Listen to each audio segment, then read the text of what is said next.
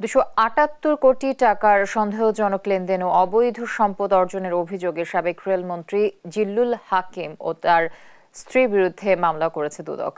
একই সাথে বিভিন্ন দুর্নীতির অভিযোগে মামলা হয়েছে সাবেক এমপি ফাহমি গোলন্দাজ বাবেলের বিরুদ্ধেও।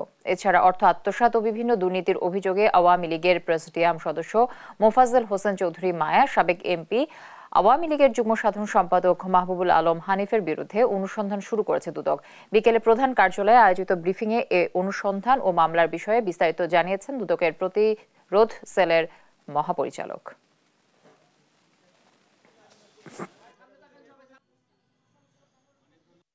সাবেক সংসদ সদস্য ও সাবেক রেলমন্ত্রী, সংসদ সদস্য এবং রেলমন্ত্রী হিসেবে দায়িত্ব পালনকালে ক্ষমতার অপব্যবহারপূর্বক বিভিন্ন দুর্নীতির মাধ্যমে জ্ঞাত আয়ের উৎস বহির্ভূত 24 কোটি 29 লক্ষ টাকারও বেশি সম্পদ অর্জন করায় দুর্নীতি প্রতিরোধ আইন 1947 এবং মানি লন্ডারিং প্রতিরোধ আইন 2012 এর সংশ্লিষ্ট ধারায় মামলা রুজু সিদ্ধান্ত গৃহীত হয়েছে।